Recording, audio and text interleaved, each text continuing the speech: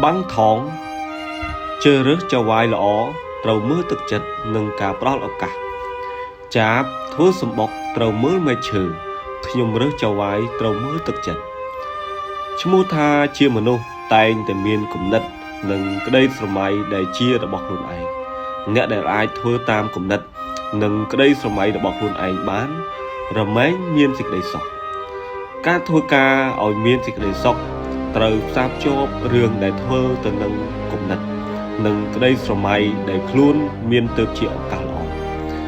ត្រូវគិតថាជារឿងដែលយើងជួបប្រទះរហូតទៅនឹងមាគ៌ាឆ្ពោះទៅរកភាពជោគជ័យការធ្វើការស៊ីប្រាក់ខែដែលល្អអ្នកត្រូវចេះស្រឡាញ់ការងារដែលខ្លួនឯងធ្វើលើសពីនេះត្រូវនៅជាមួយនឹងចៅហ្វាយល្អផងដែរចំពោះអត្ថន័យនៃពាក្យថាចៅហ្វាយល្អក្រៅពីមានន័យតាមដែលយើងធ្លាប់ដឹងហើយក៏ត្រូវតែជាមនុស្សដែលមើលឃើញតម្លៃរបស់យើងថែមទៀតផងមានទឹកចិត្តនិងបានផ្ដល់ឱកាសជានិច្ចទើបធ្វើឲ្យមនុស្សធ្វើការស៊ីប្រាក់ខែធម្មតាអភិវឌ្ឍខ្លួនឯងឲ្យមានគុណភាពកាន់តែខ្លាំងឡើងនៅក្នុងរឿងសាមកុកអ្នកដែលជោគជ័យព្រោះមានចៅហ្វាយល្អមានជាច្រើនអ្នកតែបាំងថងជាមនុស្សម្នាក់ដែលធ្វើឲ្យយើងច្បាស់ថាចៅហ្វាយល្អមានទឹកចិត្តនិងចេះផ្ដល់ឱកាសវាសំខាន់ប៉ុណ្ណាសម្រាប់ជីវិតការងារបាំងថងទទួលបានការកោតសរសើរពីសូមាតេឆូអ្នកប្រាជ្ញប្រចាំសម័យថាជាទីប្រឹក្សាម្នាក់ក្នុងចំណោម2នាក់ក្នុងសម័យសាកុកដែលអាចកាប់ផែនដីឲ្យលាវប៉ៃបានបាំងថងមានរហស្សនាមថាហងស៊ូមយូរាក្មេងជាគូនឹងហុកលងអ្នកដេកគឺខុងមីង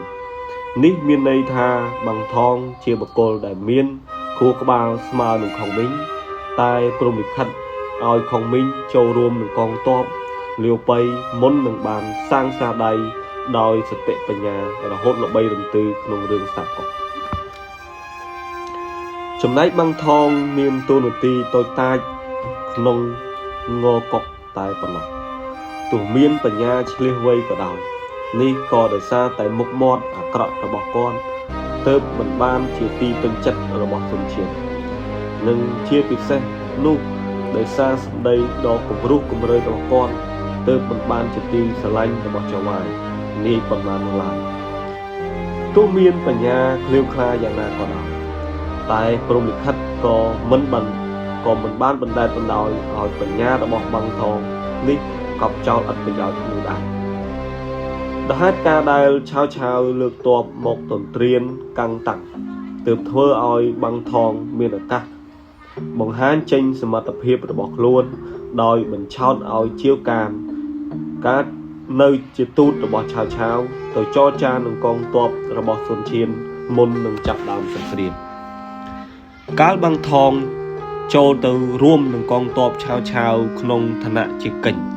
សម្ងាត់បានរៀបចំផែនការដោយការណែនាំឲ្យកងទ័ពវយកុករបស់ឆាវ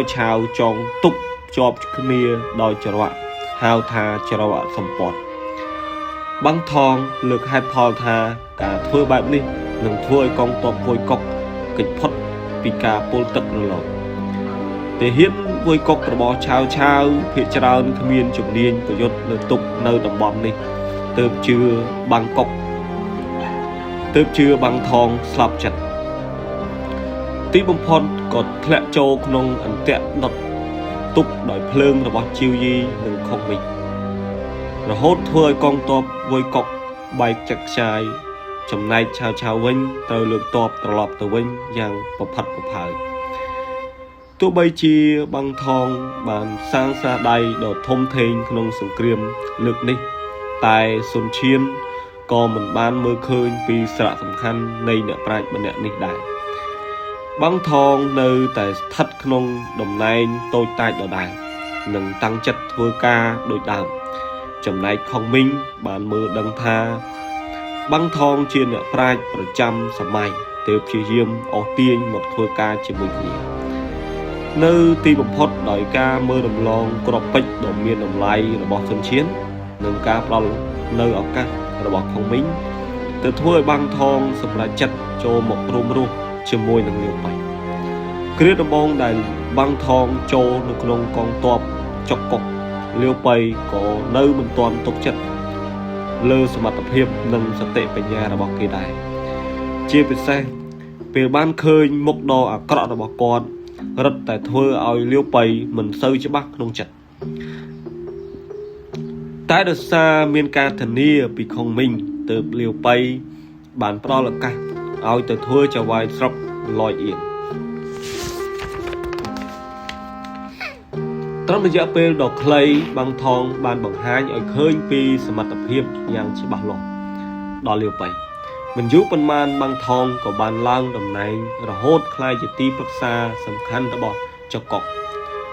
ដែលគេមានភាពសំខាន់មិនចាញ់ខុងមីងប៉ុន្មាននោះឡើយក្នុងការធ្វើការងារមានមនុស្សពូកែមិនតិចទេដែលបញ្ចប់ធ្វើការរបស់ខ្លួនត្រឹមតំណែងឬតួនាទីទៀតប្រសិនបើធៀបទៅនឹងសតិបញ្ញានិងសមត្ថភាពដែលមានមួយផ្នែកទៀតអាចមកពីចៅហ្វាយនាយមើលមិនឃើញពីសមត្ថភាពពិតប្រាកដឬឃើញហើយតែមិនផ្ដល់ឱកាសដែលហេតុផលមួយចំនួនដូចនេះដើម្បីទទួលជោគជ័យក្នុងការងារការចេះជ្រើសរើសចៅហ្វាយនាយដែលផ្ដល់ភាពសំខាន់ដល់កូនចៅទើបជារឿងដែលសំខាន់ដែលមិនអាចមើលរំលងបានជោគជ័យនឹងសម្រេចបានដោយការផ្ដើមធ្វើបើមិនមានឱកាសបានធ្វើទេទោះបីមានសមត្ថភាពខ្ពស់ឬមានសតិបញ្ញាឈ្លាសវៃយ៉ាងណាក៏ដោយក៏នឹងក្លាយជារបស់អត់ន័យផងដែរបើមកប្រៀបធៀបនឹងមនុស្សធម្មតាតែបានទទួលឱកាសច្រើនជាងចៅហ្វាយនាយផ្ដល់សេចក្តីសំខាន់ជាងមនុស្សបែបនេះអាចមានឱកាសជោគជ័យក្នុងការងារច្រើនជាងជោគជ័យជារបស់ដែលយើងបង្កើតឡើងដោយដៃយើងផ្ទាល់ក៏ពិតមែនតែមួយផ្នែកក៏ត្រូវអាស្រ័យលើអ្នកផ្សេងដែរក្នុងជីវិតការងារយើងមិនអាចមើលរំលងដំណើរលើផ្លូវជោគជ័យតែម្នាក់ឯងបានឡើយដូច្នេះទើបជាការចាំបាច់ណាស់ដែលត្រូវជ្រើសរើសចៅហ្វាយនាយដែលបើកឱកាសឲ្យយើងរីកចម្រើនដើម្បីឈានជើងទៅរកភាពជោគជ័យយ៉ាងគង់វង្សសមត្ថភាពទោះខ្លាំងប៉ុណ្ណាក៏ដោយបើគ្មានឱកាសបង្ហាញចេញគឺគ្មានន័យដូច្នេះសមត្ថភាពដែលល្អគួរមកព្រមនឹងឱកាសដ៏សមស្របទើបកើតមានប្រយោជន៍